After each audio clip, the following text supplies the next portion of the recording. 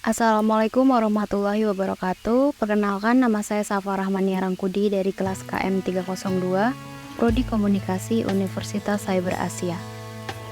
Pada video kali ini bertujuan untuk membahas bagaimana perjalanan regulasi komunikasi digital di Indonesia, sekaligus untuk memenuhi tugas UTS mata kuliah regulasi komunikasi digital pada semester ganjil ini.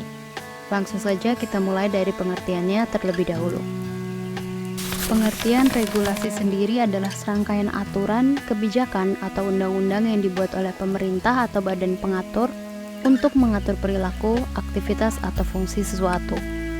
Regulasi bertujuan untuk menciptakan kerangka kerja yang jelas, memastikan keadilan, mengatur keamanan, serta melindungi kepentingan publik.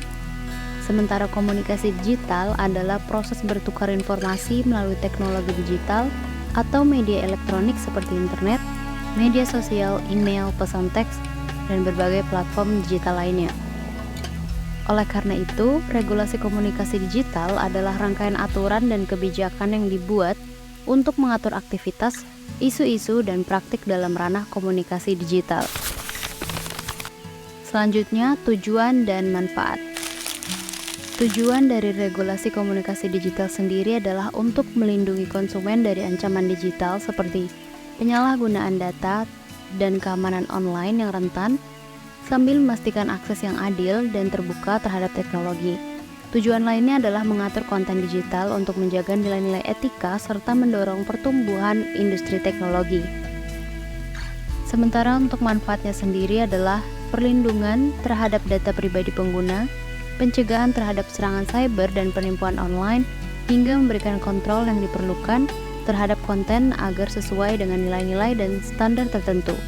Regulasi komunikasi digital juga berperan sebagai pendorong bagi inovasi dan pertumbuhan ekonomi dalam era digital yang terus berkembang. Regulasi komunikasi digital di Indonesia sendiri dimulai dari Undang-Undang Nomor 36 Tahun 1999 tentang telekomunikasi. Pada pasal 4 ayat 1, telekomunikasi dikuasai oleh negara dan pembinaannya dilakukan oleh pemerintah. Selanjutnya, Undang-Undang Nomor 40 Tahun 1999 tentang pers.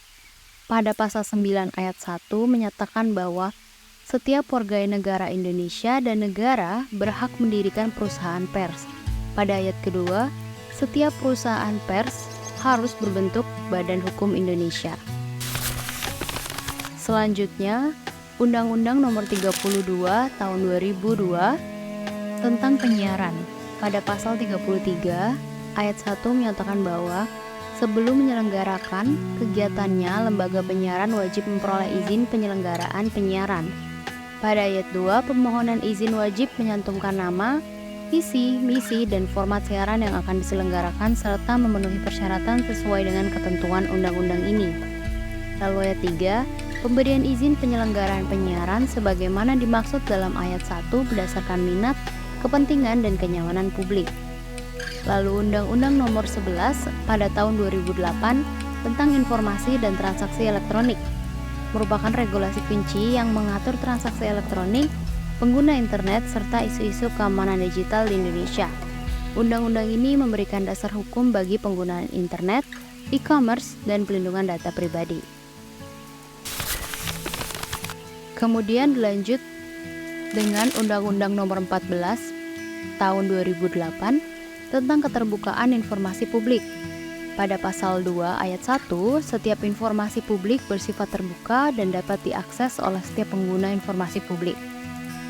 Lalu untuk Undang-Undang Nomor 33 Tahun 2009 tentang perfilman, pada pasal 5, kegiatan perfilman dan usaha perfilman dilakukan berdasarkan kebebasan berkreasi, berinovasi, dan berkarya dengan menjunjung tinggi nilai-nilai agama, etika, moral, kesusilaan, dan budaya bangsa.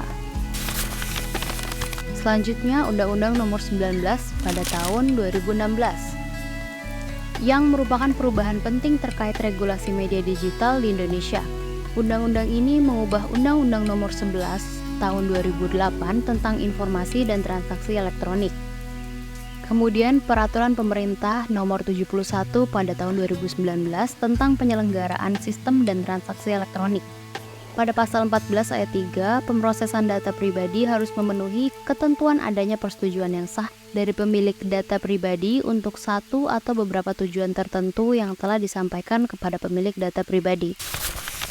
Terakhir, Peraturan Menteri Kominfo Nomor 5 pada tahun 2020 tentang penyelenggaraan sistem elektronik lingkup privat. Pada pasal 13 ayat 1, Permen Kominfo Nomor 5 pada tahun 2020 menyebutkan bahwa platform digital wajib melakukan pemutusan akses atau takedown pada konten yang dilarang sesuai klasifikasinya di pasal 9 ayat 4. Itu tadi pembahasan dari perjalanan regulasi komunikasi digital di Indonesia. Kurang lebihnya mohon maaf. Wassalamualaikum warahmatullahi wabarakatuh.